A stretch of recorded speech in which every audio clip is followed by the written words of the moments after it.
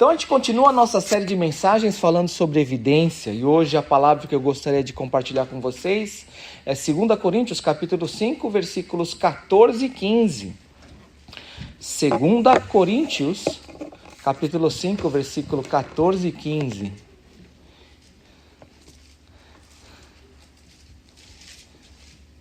Especialmente hoje tem uma parcela da população que está feliz, que hoje nós estamos falando de 2 Coríntios, né?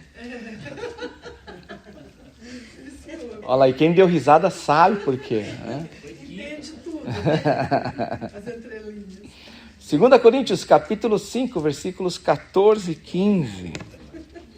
Mas antes, vamos orar e pedir a Deus a bênção dele sobre a leitura e proclamação da palavra? Oremos.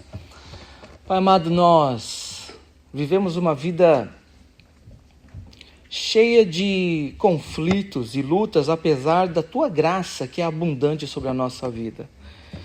Não é porque a Tua graça falha, não é porque o Teu amor é inconstante, mas é porque vivemos num mundo que jaz no maligno e também nós, ó Deus, somos dominados pela nossa natureza pecaminosa. Ao nosso redor temos um inimigo que é muito feroz, como um leão que ruge a todo tempo esperando um momento oportuno para nos devorar. Pai amado, não é que o Seu amor e a Sua graça falham, mas é porque nós, ó Deus, falhamos e vivemos num mundo que é corrompido e dominado pelo pecado. Mesmo assim, ó Deus, a Tua graça e a Tua misericórdia são acessíveis para nós. E é por isso que hoje nós estamos aqui. Porque confiamos, ó Deus, na Tua graça. Cremos na Tua graça e no Teu amor. Cremos, ó Deus, que foi o Senhor que nos trouxe aqui. E confiamos, ó Deus, que da mesma maneira que o Seu amor, a Tua graça nos trouxeram aqui neste lugar, que a Tua misericórdia nos permitiu permanecer aqui neste lugar, na Tua presença, esta mesma graça, este mesmo amor, esta mesma misericórdia nos persegue a todo tempo, nos dando livramento no momento da nossa provação. Porque cremos na Tua palavra e nas Tuas promessas. Por isso, ó Deus, pedimos, ó Pai, para todo aquele que está cansado e sobrecarregado, que encontre alívio e socorro no momento oportuno, através da Tua palavra. Fala conosco, Deus. Fala conosco. Remove as escamas espirituais dos nossos olhos e nos permita ver, enxergar, não o pecado do outro, não o pecado do meu irmão, da minha irmã, mas permita enxergar, ó Deus, realmente como eu sou, o meu estado espiritual, o meu coração. Me liberta, ó Deus, da velha criatura. Me liberta, ó Deus, desse pecado que me corrompe, me corrói. Esse pecado, ó Deus, que continua me sobrecarregando, ó Deus, e continua me privando de viver uma vida plena no centro da Tua vontade. Que as meditações dos nossos corações e as palavras que saírem dos meus lábios sejam agradáveis somente a Ti, ó Deus, nossa rocha e nosso Redentor. Oramos no nome de Jesus. Amém e graças a Deus. 2 Coríntios capítulo 5, versículos 14 e 15, olha o que a palavra de Deus fala. Pois o amor de Cristo nos constrange, julgando nós isto: um morreu por todos, logo todos morreram. E Ele morreu por todos, para que os que vivem não vivam mais para si mesmos, mas para aquele que por eles morreu e ressuscitou. Amém. Por que será que a gente faz e continua fazendo certas coisas que a gente não gosta de fazer? Você já parou para pensar? Por que você continua fazendo certas coisas que, no fundo, você não gosta de fazer? Por que você faz? Por que você continua persistindo em fazer certas coisas que para você não são prazerosas? Porque eu vejo que na minha vida, e eu acredito que na sua vida também, nem tudo aquilo que eu faço e continuo fazendo é do meu agrado, me satisfaz.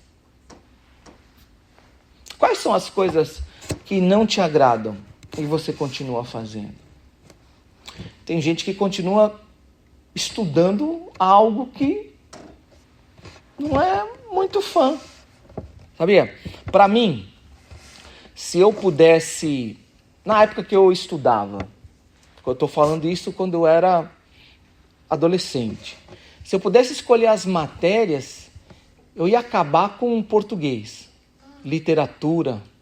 Gente, como eu sofria. Para mim, eu só ia ter aula de geografia, aula de história, só. Mas, como nem tudo na nossa vida é só aquilo que a gente gosta, aquilo que a gente quer, eu tive que estudar outras matérias que eu não era tão fã assim. Por exemplo, gramática, literatura.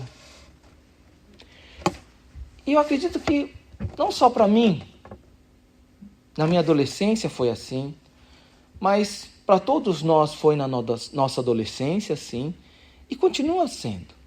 Você gosta do trabalho que você faz? Você gosta de alguns relacionamentos que você tem?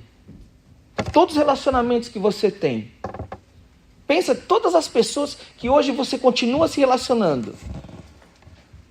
Você tem prazer, você se agrada de todos os relacionamentos que você tem? Agora, não falo dos relacionamentos que você gosta e você se agrada, mas das pessoas que não te agradam tanto assim. Por que você continua tendo relacionamento? Por exemplo, tem gente que vive um casamento onde é de aparência. A grande questão é, por que certas pessoas vivem certos relacionamentos, inclusive relacionamentos como casamento, de aparência? Por quê? Porque você persevera nisso.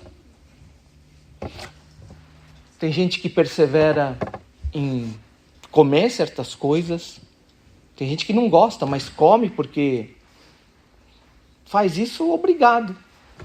Ou tem gente que se priva de comer alguma coisa, se priva de fazer alguma coisa, deixa de fazer algo e persiste naquilo. A questão é por quê? A vida, ela é feita de escolhas. Como eu disse na semana passada, na pregação passada, nós tomamos decisões, nós escolhemos. E quando a gente toma uma decisão, a gente faz uma escolha, existe uma consequência. Todas as nossas escolhas, todas as decisões que nós tomamos levam a uma consequência e existe um custo a ser pago para isso. Tudo na vida. Nada é sem custo. Por mais que a gente busque conforto e conveniência, a realidade é que tudo na nossa vida nós temos um custo, uma consequência. E a questão é, existem coisas que são desagradáveis para nós, que nos custam algo muito desagradável, mas mesmo assim a gente continua perseguindo, persistindo, buscando aquilo. A questão é por quê? Porque a gente persiste num trabalho que não nos agrada, porque a gente persiste em relacionamentos que não nos agradam, porque a gente faz coisas que não nos agradam. Por quê? Qual é a sua motivação atrás de tudo aquilo que você faz, das decisões que você toma? Hoje, o que eu gostaria de trazer a reflexão para todos nós é o que nos leva a continuar sendo um cristão. E o que nos motiva a ser um cristão mais compromissado, um cristão fervoroso? Porque tem muita gente que olha o cristianismo e continua se questionando assim: por que eu tenho que me comprometer mais?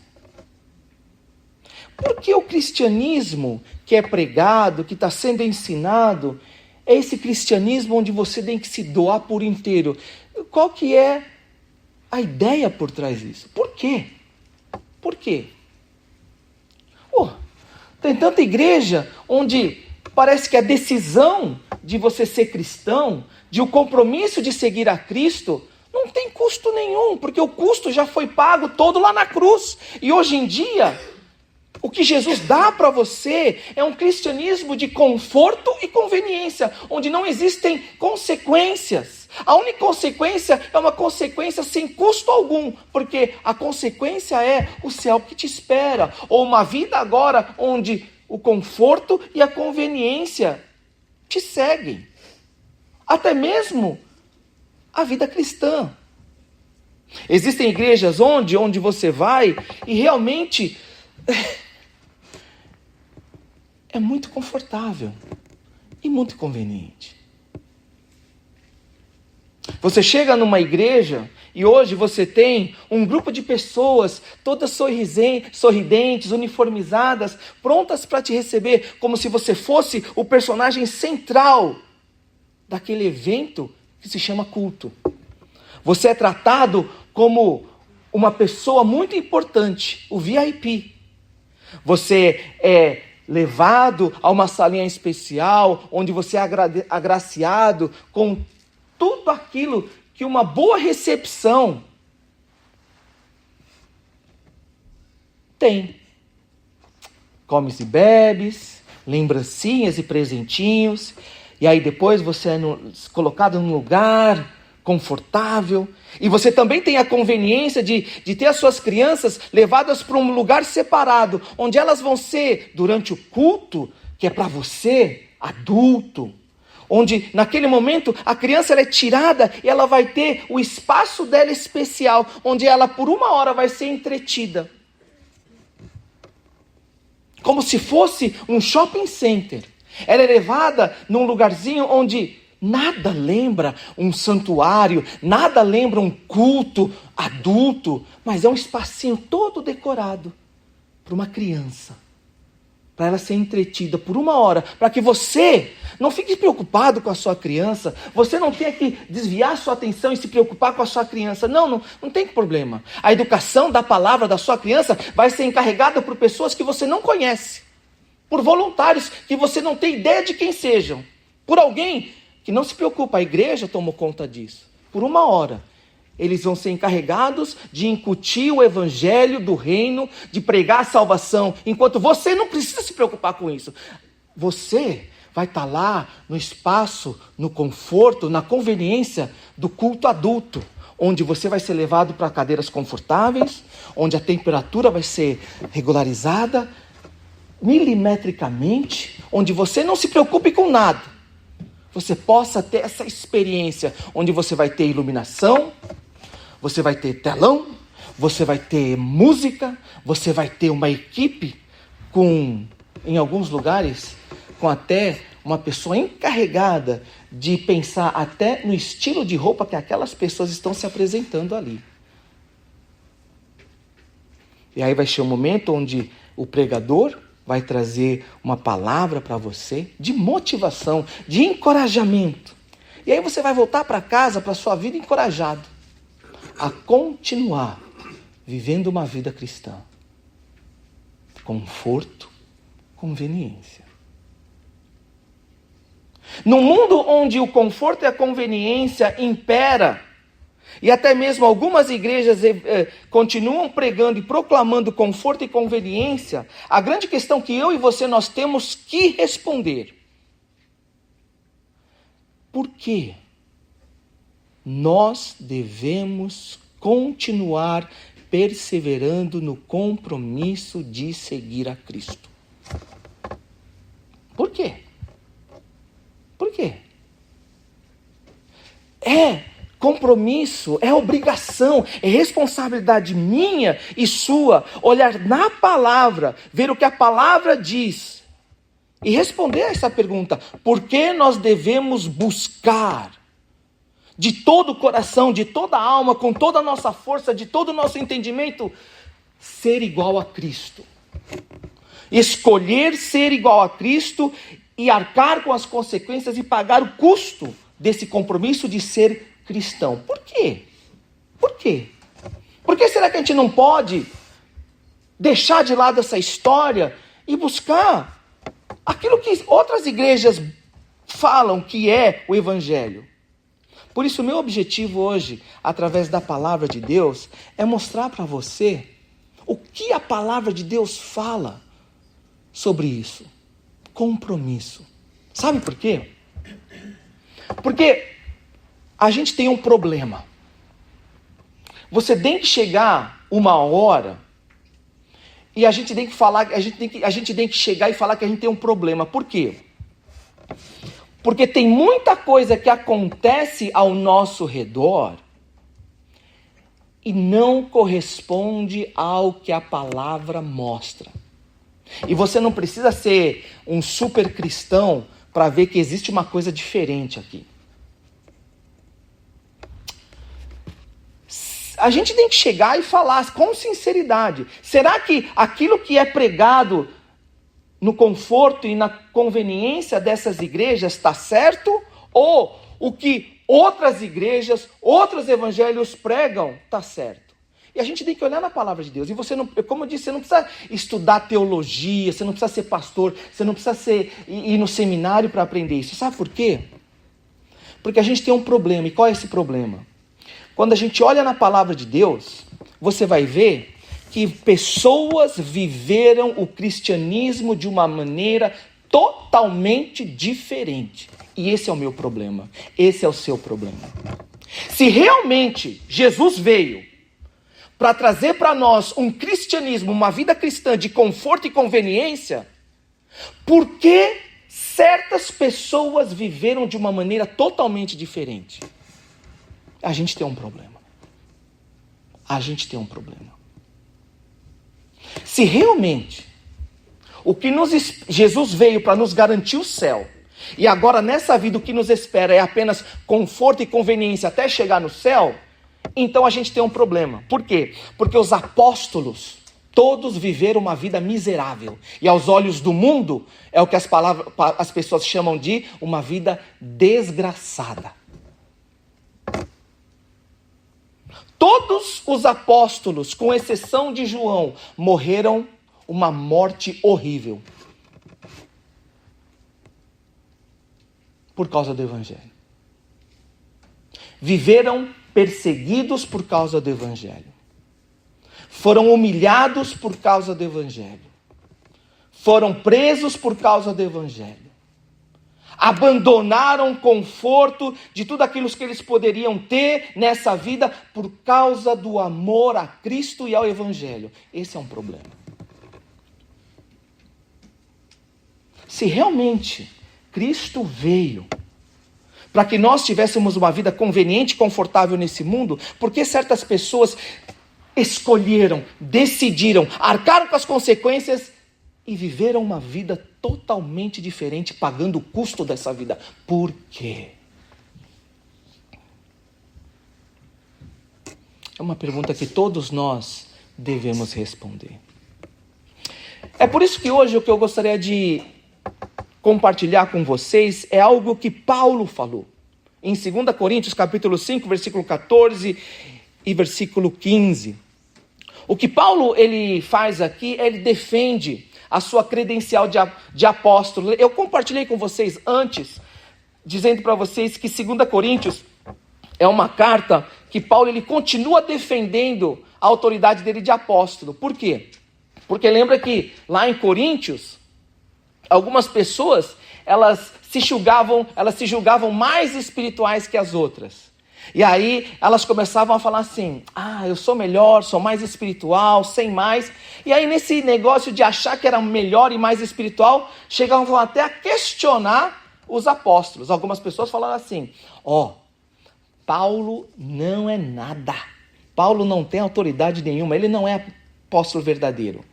Quem é apóstolo verdadeiro é Pedro.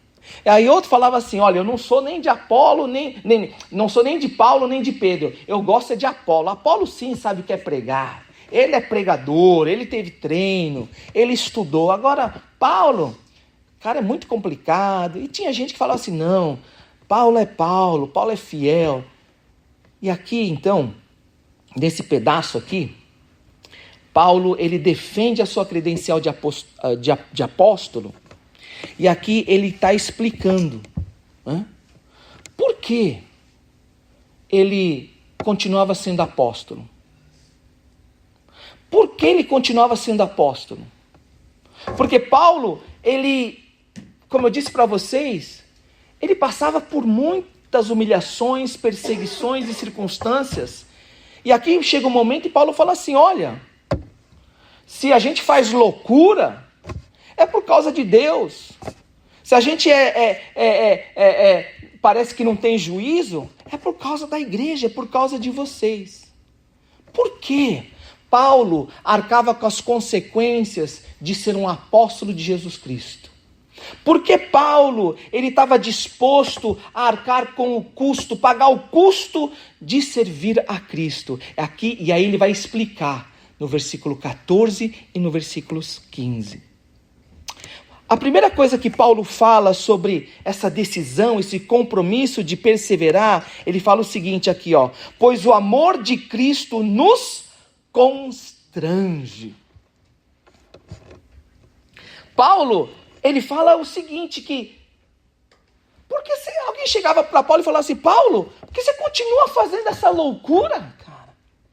Todo mundo lá te xingando na igreja, ninguém te paga nada, todo mundo lá, cara, não te ajuda com nada, você tem que trabalhar lá, fazendo tenda ali, ficar mendigando o sustento. Cara, você é cidadão romano, larga disso daí, vai viver tua vida.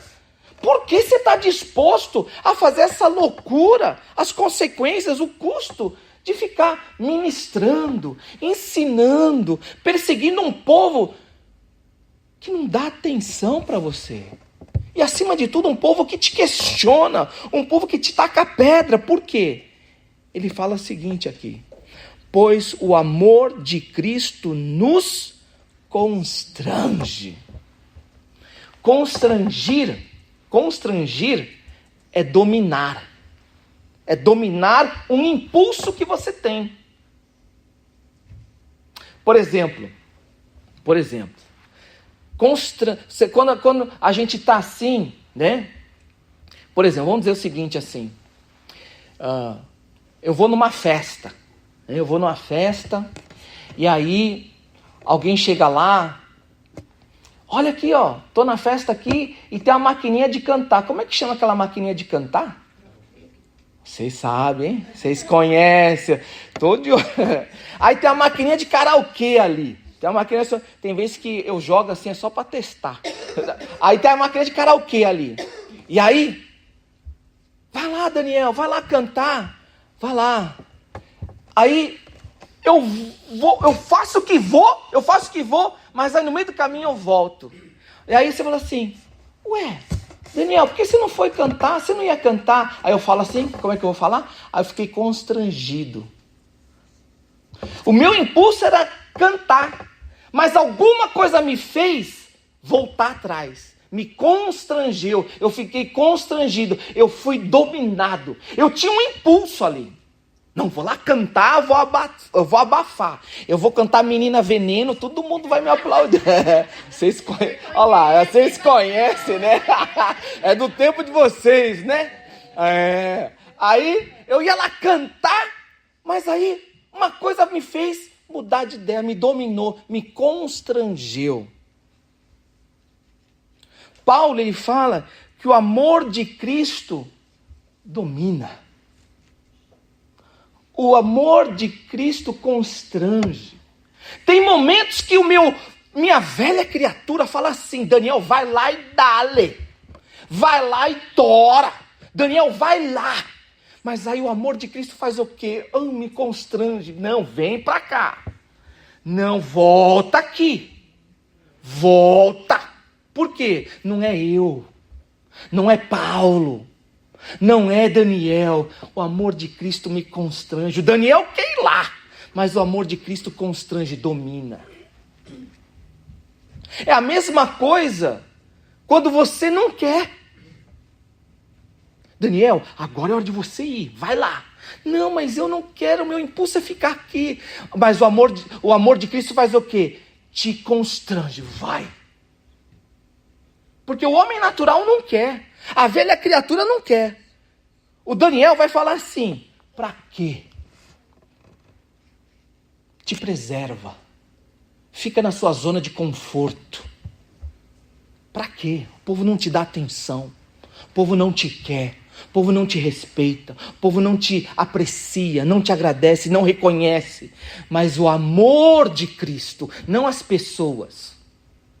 O amor de Cristo, não o meu senso, não. O amor de Cristo me constrange, me leva a fazer.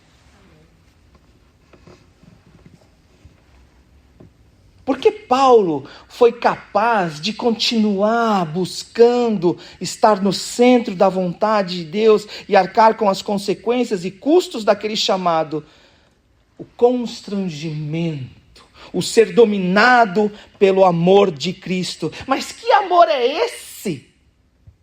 O amor de Cristo, que amor é esse? É o que ele continua falando aqui no versículo 14. Pois o amor de Cristo nos constrange, julgando nós isto, um morreu por todos, logo todos morreram. Que amor é esse? E ele fala assim, julgando nós isso, sabe por quê? Porque você não consegue entender o amor de Deus sem entender o trabalho de Cristo na cruz por você e por mim. Porque o amor de Deus é revelado por nós na cruz de Cristo. João capítulo 3, versículo 16. Porque Deus amou ao mundo de tal maneira que deu seu Filho unigênito para que todo aquele que nele crê não pereça, mas tenha a vida eterna. É isso que a palavra de Deus fala aqui, quando Paulo, ele fala, julgando nós isto, o amor de Cristo, pensando, examinando, refletindo nisso. Um morreu por todos, logo todos morreram. Paulo entendia que na cruz o amor de Cristo foi revelado, e o amor de Deus era tão grande, que Cristo, morreu por todos. Você entende o amor de Deus? Porque tem gente que pensa que o amor de Deus é assim, Deus existe, logo Deus é bom. Ora, se Deus é bom e Ele existe, então Deus quer coisas boas para mim. Então, o amor de Deus revelado nas coisas boas que Ele me dá. Casa, dinheiro, carro, família, filhos, sucesso, reconhecimento. Meus amigos, vou falar para você. A palavra de Deus diz que o amor de Deus não está nas coisas do mundo.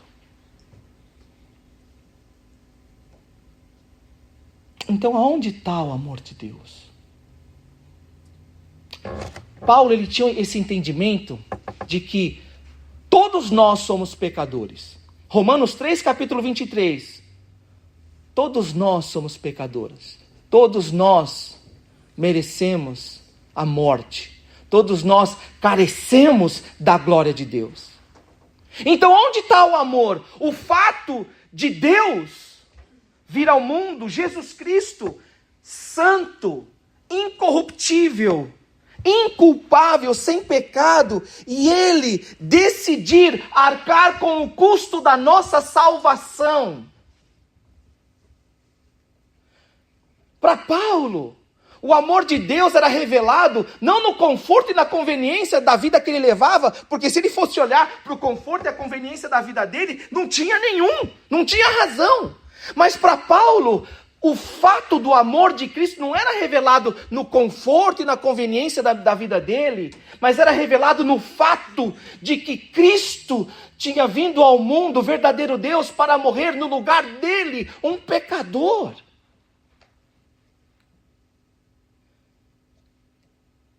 O que fazia Paulo? Continuar sendo um missionário, um fervoroso cristão e buscar estar sempre no centro da vontade de Deus, arcando com as consequências e o custo desse chamado, ainda que ele tivesse que se privar do conforto e da conveniência desse mundo, por amor a Cristo, porque Cristo o amou naquela cruz. Ele conhecia o amor de Deus.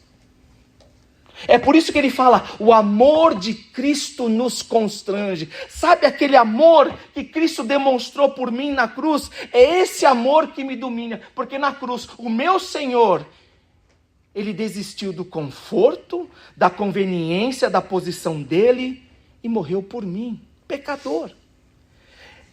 O conhecimento, o reconhecimento, a fé naquele amor que Cristo demonstrou por mim, agora me domina, me constrange.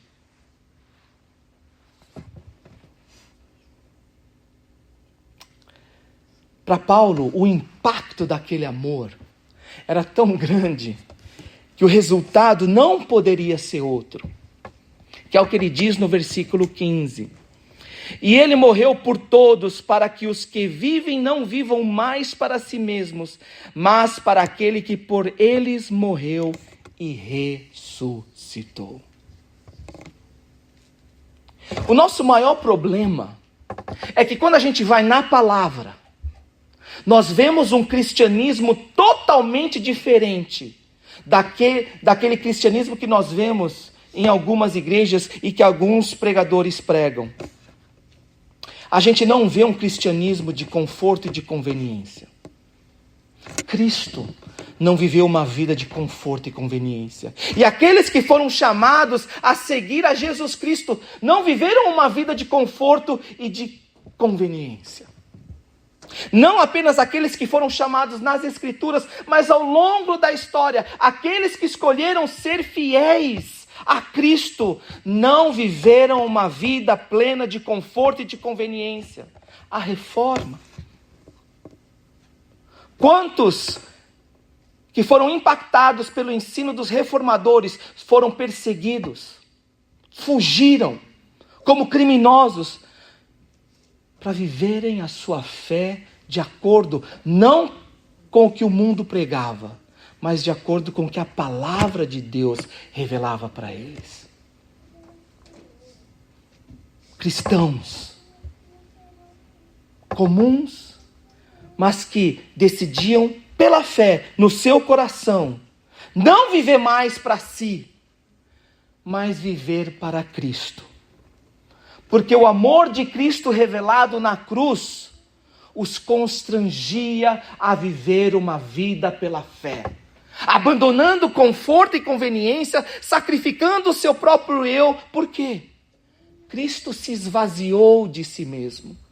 Então, se o próprio Cristo se esvaziou de si mesmo, para que hoje eles tivessem vida e vida em abundância, eles não poderiam viver uma outra vida, a não ser esvaziarem-se do seu eu. Deixarem de lado o conforto e a conveniência, saírem da sua zona de conforto e perseverarem na fé, anularem o seu eu, deixarem de lado as suas preferências, deixarem de lado aquilo que eles pensavam, os seus gostos, os seus julgamentos, as suas visões, para se conformarem à palavra de Deus e seguirem a Cristo, tornando-se cada dia mais semelhantes a Cristo. Não sou eu mais que vive, mas Cristo vive em mim. Pastor, como é que isso é possível? Como é que isso é possível? Amados, isso é possível porque a palavra de Deus fala que em João capítulo 10, versículo 27 e 28, que as verdadeiras ovelhas escutam a voz de Cristo. Meus amados, por que isso é importante? Por que isso é importante? Você já vai chegar e falar assim, quer dizer então, pastor, que se tiver aquela igreja lá do shopping center, se tiver a igreja lá da parede preta, se tiver a igreja que é do conforto e da conveniência, então quer dizer que vai todo mundo para o inferno? Não, meu irmão. Eu jamais falaria isso. Porque não cabe a mim julgar.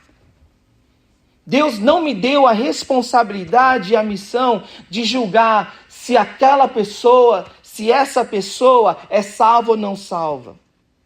Mas o que a palavra de Deus me diz e me mostra é que cada um de nós deve examinar-se a si mesmo e ver se nós permanecemos na fé.